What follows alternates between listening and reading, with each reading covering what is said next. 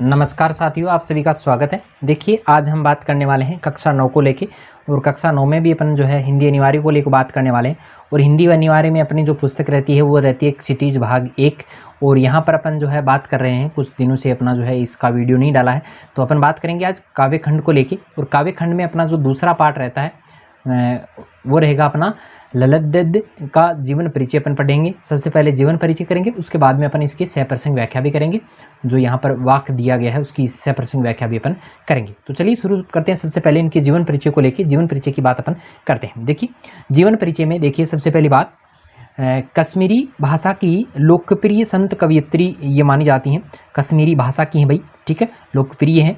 और इनका जन्म जो है, पूरा नाम पढ़ने में थोड़ी सी तकलीफ आपको हो रही होगी, ललद्देद है ये इनका नाम। और जन्म इनका जो है 1320 ईस्वी को के लगभग जो है कश्मीर के एक जगह का नाम है पाम्पामोर के शिमरपुरा गांव में होता है, ठीक है। और देखिए, ललद्देद का को जो है ललेश्वरी, लल्ला और लल योगेश्वरी या ललारिफा आदि नामों से जो इनको जो है जाना भी जाता है। इनका देहांत जो है वो 1391 ईस्वी को जो है माना जाता है। आसपास है, कम एक दो ऊपर नीचे हो सकता है, ठीक है। और इनकी काव्य शैली को जो है वो वाक्य कहा जाता है। अब देखिए वाक्य क्या होता है।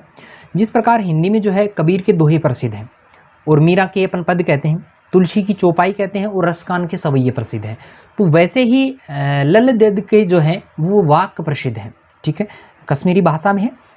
और अपने वाक्यों के जरिए इन्होंने जो है जाति है, धर्म है, उसकी संकीर्णताओं से ऊपर उठकर, छोटापन जो होता है उससे ऊपर उठकर भक्ति के ऐसे रास्ते पर चलने को कहा है जो जीवन से जुड़ा हुआ है।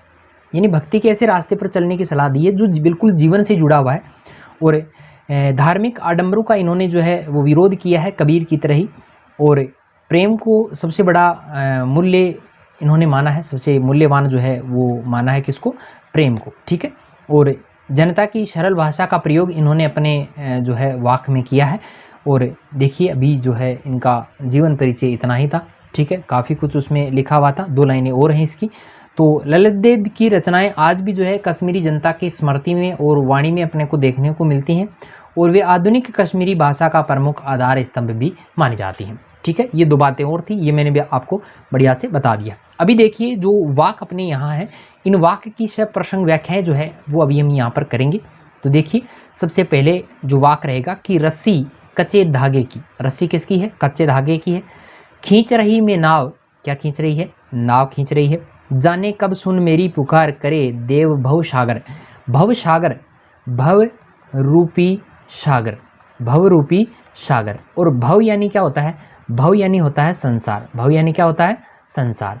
तो यहाँ पर अपन कह सकते हैं संसार रूपी सागर। अब रूपी शब्द जहाँ पर आता है वहाँ पर अलंकार कौन सा होता है, रूपक अलंकार। तो यहाँ पर कौन सा अलंकार रहेगा, रूपक अलंकार रहेगा। पानी टपके कच्चे सकोरे व्यर्थ प्रयास हो रहे मेरे, जी में उठती रही रह हुक, हुक यानी एक चीख पुकार दर्द भरी आवाज़, घर जाने की चाह है घेरे, घेर रखी है घर जाने की चाह।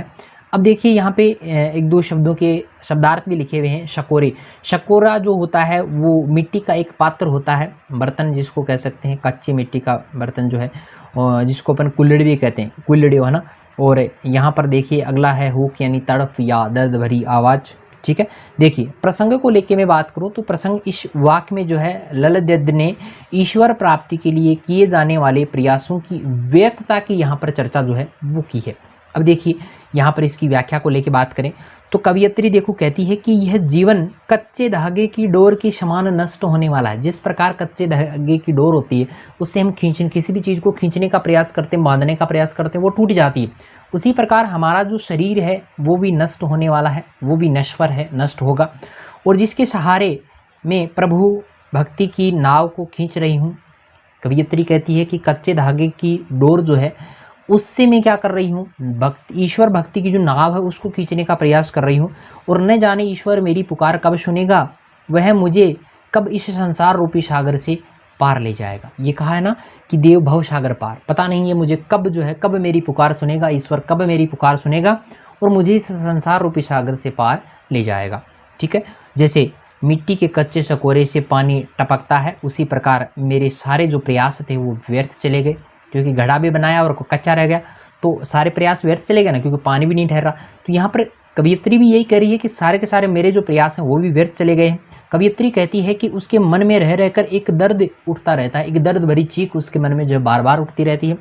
उसकी इच्छा इस नश्वर संसार को छोड़कर ईश्वर के पास जाने की हो रही है, लेकिन ऐसा संभव नहीं हो पा रहा है क्योंकि इसके सारे प्रयास जो हैं वो व्यर्थ हो रहे हैं। ठीक है, सारा का सारा समझ में आ गया होगा मेरे ख्याल से। चलिए आगे चलते हैं। अगला जो वाक रहेगा कि खा खाकर कुछ पाएगा नहीं, न खाकर बनेगा अहंकारी, सम खा तभी होगा समभावी।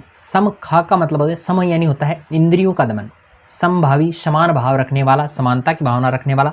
खुलेगी शांकल बंद द्वार की, शांकल कहते हैं जंजीर को, संकल किसे कहते हैं, जंजीर को कहा जाता है। ठीक है, चलिए देखिए आगे। यहाँ पर इसकी प्रसंग को लेकर बात करें तो इस वाक्य में जो है बाह्य आडंबरों का विरोध किया गया है और कहा गया है कि अंतःकरण से समभावी होने पर ही मनुष्य की जो है चेतना व्यापक हो सकती है। इस माया जाल में कम से कम लिप्त होने की बात जो है वो यहाँ पर कवयित्री ने की है। ठीक है, चलिए आगे देखिए। इसकी व्याख्या को लेकर बात करें तो कवयित्री कहती है कि हे मनुष्य, इस सांसारिक विषय वासनाओं में लीन मत हो, इनमें ज़्यादा डूबने की तुम्हें आवश्यकता नहीं है। इनसे तुम्हें कुछ नहीं मिलने वाला, कुछ भी हासिल इनसे तुम्हें नहीं होगा, लेकिन भोगों का पूरी तरह त्याग भी नहीं करना। ना खाकर बनेगा अहंकारी, इन सांसारिक जो भोग विलास के साधन हैं इनको अपन त्याग भी नहीं सकते, त्याग भी तुम्हें इसका नहीं करना है। इससे मन में क्या हो जाएगा, अगर त्याग कर दिया तो मन में अहंकार की भावना पैदा हो जाएगी। इसलिए तू भोग और त्याग के मध्य उचित संतुलन रखते हुए जीना सीखो।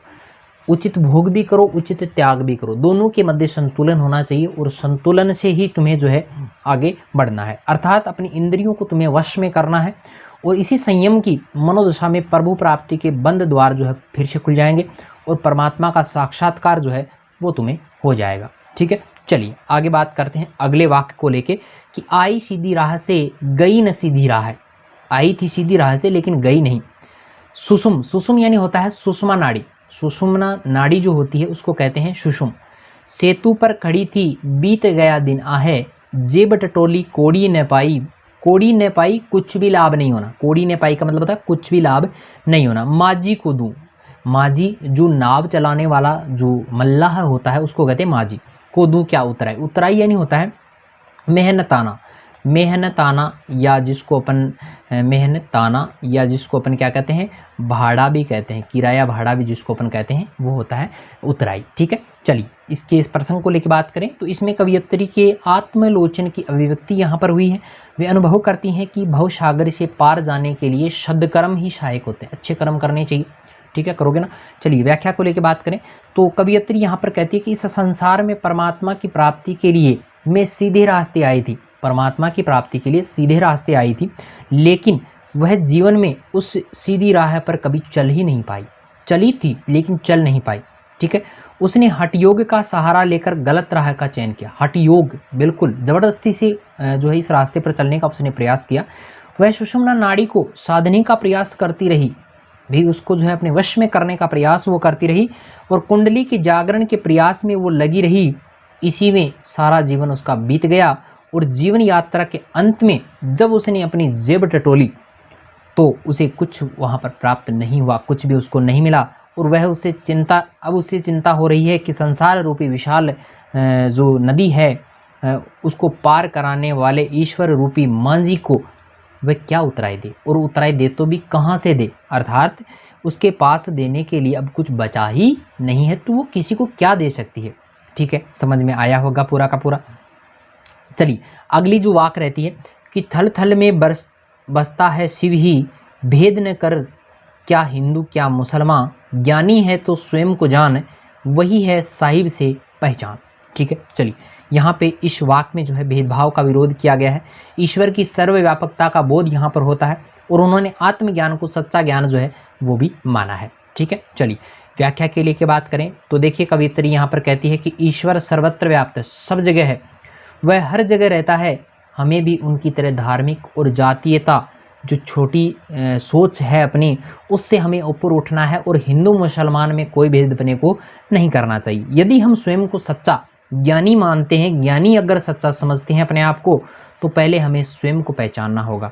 जब हम स्वयं को पहचान लेंगे तो हमारी आत्मा में रहने वाले ईश्वर को भी जो है वो आसानी से हम पहचान सकते हैं, क्योंकि ईश्वर का निवास बाह्य जो संसाधन है उनमें नहीं होकर मनुष्य की स्वयं आत्मा में उनका निवास है, और उसको तभी जाना जा सकता है जब हमें सच्चे ज्ञान की हमें प्राप्ति होती है। ठीक है, और सच्चा ज्ञान जो है वो किस प्रकार मिलेगा, वो सारी बातें भी इन्होंने बताई है। ठीक है, चलिए पूरा का पूरा आपके समझ में आया होगा। फिर भी आपकी कोई समस्या है, आपकी कोई दिक्कत है तो आप कमेंट जरूर करें। ठीक है, वीडियो पसंद आता है तो लाइक जरूर करें। तो चलिए आज के लिए इतना ही, मिलते हैं फिर एक नए वीडियो के साथ में, तब तक के लिए धन्यवाद।